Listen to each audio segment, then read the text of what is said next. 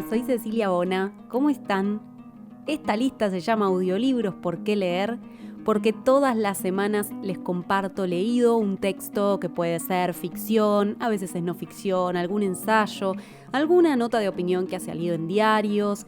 Y hoy les voy a compartir una crónica, porque conseguí un libro que quería hace mucho tiempo, que se llama Ejemplares Únicos. El autor es Patricio Rago, y Patricio Rago, entre mil millones de otras cosas, es librero. Creó Aristipo Libros, que es, según dice la solapa de este ejemplar, una pequeña librería de usados especializada en literatura, filosofía y ciencias sociales. Todavía no fui a su librería, pero sí había visto una gran cantidad de gente recomendando este libro publicado por el sello Bajo la Luna. Estaba haciendo unos trámites en el barrio de Parque Patricios, en la ciudad de Buenos Aires, y en un puesto de lo que se llaman libros usados, lo conseguí. Para mí que es un libro nuevo, que habrá quedado en algún saldo o alguna cosa así, pero está en un estado impecable. Después por ahí les comparto en mis redes alguna foto. Y lo empecé y me enganché enseguida. Tiene crónicas ocurridas en su vida como librero. Por ejemplo, alguien lo llama para ir a ver libros en una casa antigua, el propietario está enfermo o acaba de fallecer y va el librero y se fija qué libros, entre comillas, sirven para su colección o cuáles no, etc. Y entre medio de todas esas anécdotas elegí para compartirles El librero de la triste figura. ¿Vamos a la lectura?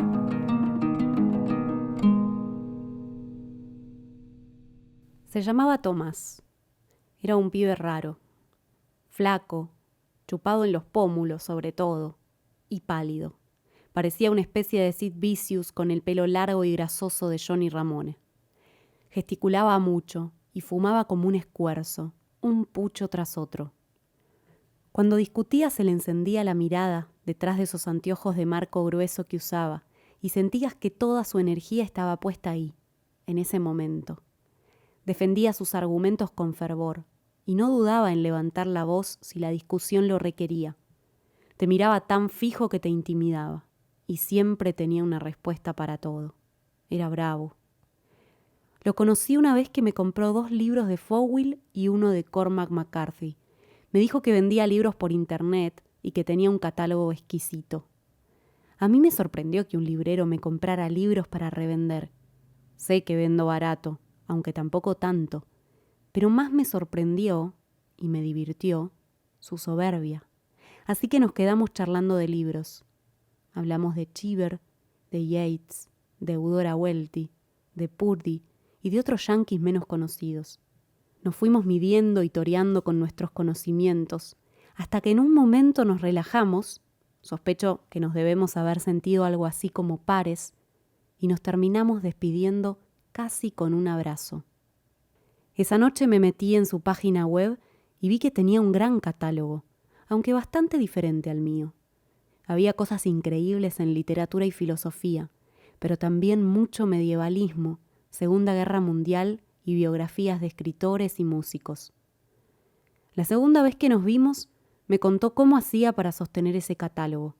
Tomás se caminaba toda la calle Corrientes, los parques y algunas librerías de barrio, y compraba ahí los libros que se les escapaban a los libreros. Es decir, Tomás compraba caro. Lo cual era un gran error, me atreví a sugerirle una vez que nos juntamos a tomar unas cervezas, porque la única manera en la que una librería de usados es viable es con la compra al por mayor. Esto la gran mayoría de los libreros lo sabe, pero a Tomás, por alguna razón, no le cerraba.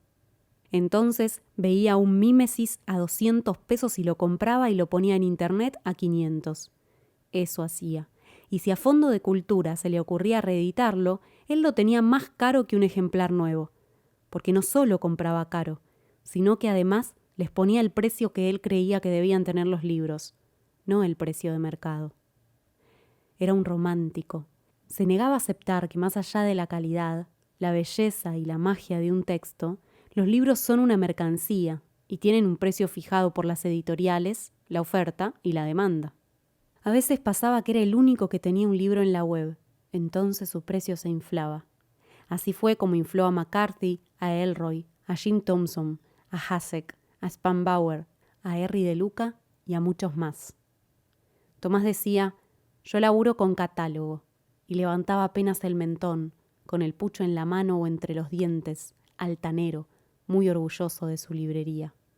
Es verdad, nunca faltaba Faulkner, ni Saer, ni Selin, pero tampoco faltaban los yanquis que solo él conocía, y que habían editado Circe o el Aleph en los 90.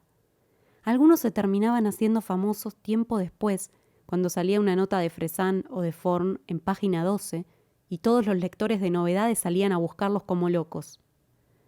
Así fue como descubrieron a Amy Hempel, a Lydia Davis, a Cooper, a Lori Moore y a Joyce Carol Oates, que en un principio salía en esas ediciones malísimas de Grijalbo o Tiempo Contemporáneo y ahora sale por Alfaguara. Una vez compró el tercer libro sobre Ajim de Uwe Johnson y yo le dije: a Uwe Johnson no lo conoce ni la vieja, apenas saben quién es en Berlín. No importa, me dijo, ya le va a caer el novio. Y lo tuvo 2 años hasta que apareció un tipo y se lo compró. Además tenía libros sobre temas demasiado específicos, libros como, digamos, la historia de la representación del demonio en Europa del Este entre 1520 y 1532, escrito por un húngaro de apellido impronunciable y publicado por alguna editorial española ya desaparecida. Yo miraba ese libro y pensaba que hasta que apareciese el tipo que justo lo estuviera buscando y que además tuviera la plata para pagarlo, iban a pasar 1000 años. Esa era su librería. Todo iba más o menos bien hasta que en un momento pasaron 2 cosas.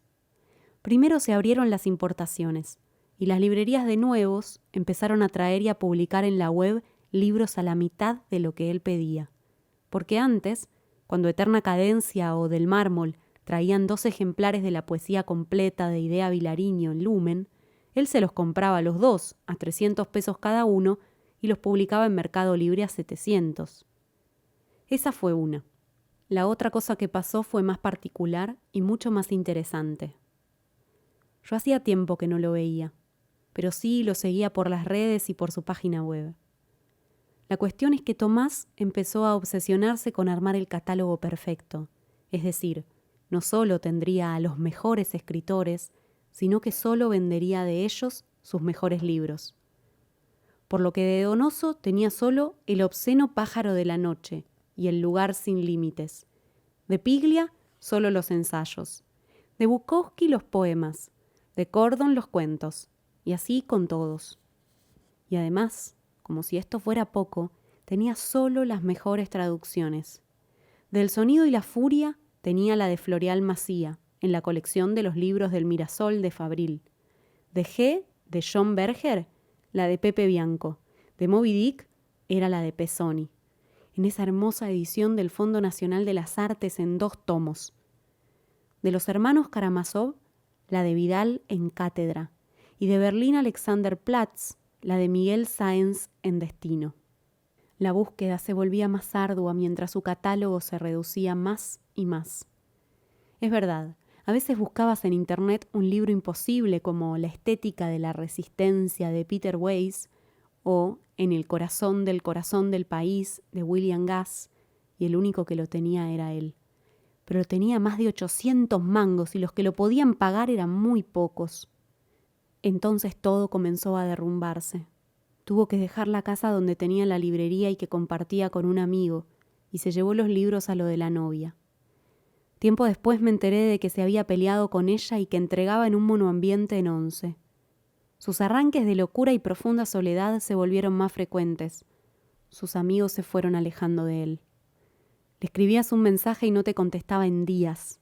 Se había vuelto aún más parco y hostil, y pasaba muchas horas solo, escribiendo. Maltrataba a los clientes que consideraba que no estaban a la altura del libro que se querían llevar, como si no solo fuera exquisito a la hora de elegir qué libros vender, sino también al elegir a quién vendérselos. Una locura. Un día ya no pudo sostener más la librería. Tenía que dejar el departamento en 11 y no tenía a dónde ir. Entonces, con la venta del Borges de Bioy, se compró un pasaje a Brasil. Unos días antes de irse juntó a sus 2 mejores amigos, los únicos que le quedaban, los más fieles, y les ofreció dividirse entre los 3 todos los libros de la librería. Elegirían uno por vez el libro que quisieran. Habían hecho piedra, papel o tijera para ver quién iba primero, y se turnarían para empezar cada ronda. Se los regalaba, no quería plata.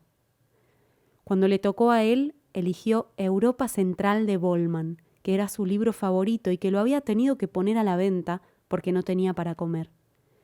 Después les dijo: yo me elijo algunos más y después son todos para ustedes. Estuvieron un buen rato.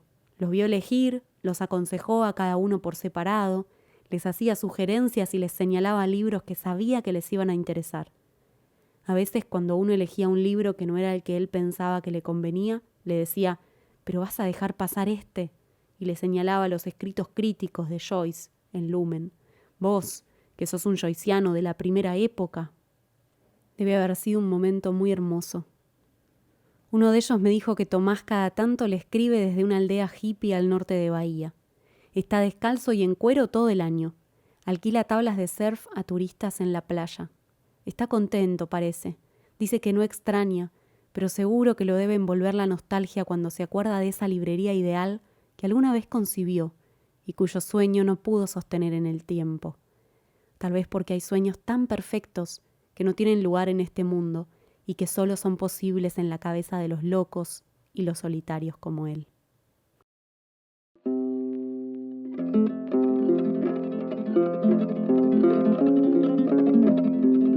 Puede ser que muchos de nosotros no estemos al tanto de cómo es trabajar en una librería o estar de ese lado del mostrador en una tienda que vende libros, pero ese momento en el que Tomás sospecha que ese no es el cliente perfecto para ese libro o que ese cliente no está sabiendo aprovechar ese libro, me parece espectacular. Es un concepto directamente. Así que disfruté mucho de esta lectura y me sorprende cada vez que encuentro crónicas de libreros. De hecho, les puedo recomendar en esta misma línea Diario de un librero de Luis May, editado por Interzona. Aquilea, Crónicas de una librería de Hernán Lucas, que también editó Bajo la Luna, encargada de ejemplares únicos. Ojalá les haya gustado. Y si es así, los invito a pasar por mis redes. Tengo Instagram, tengo canal de YouTube, ahora me hice una cuenta de TikTok, qué sé yo. En todas pueden seguirme porque genero mucho contenido sobre libros y si les gusta el plan y tienen ganas de tentarse con alguna lectura, pueden pasar por ahí y dejarse llevar por las recomendaciones. En todos los casos, siempre los invito a compartir mi contenido, eso ayuda un montón a crecer la comunidad y además, si tienen ganas, pueden hacer un aporte económico. Esto lo pido siempre para aquellos que me puedan ayudar a hacer más y mejor mi trabajo. En la descripción de este episodio tienen un montón de links, los espero en Mercado Pago, los espero en Cafecito o también en Patreon. Y si quieren, sería ideal si tienen una marca, un negocio, un emprendimiento, un local, lo que sea y tienen ganas de promocionarlo, charlemos porque seguro podemos llegar a algún acuerdo para que sponsoreen este contenido. Nada más por hoy. Ojalá les haya gustado. Les mando un abrazo muy fuerte. Hasta la próxima lectura. Chau.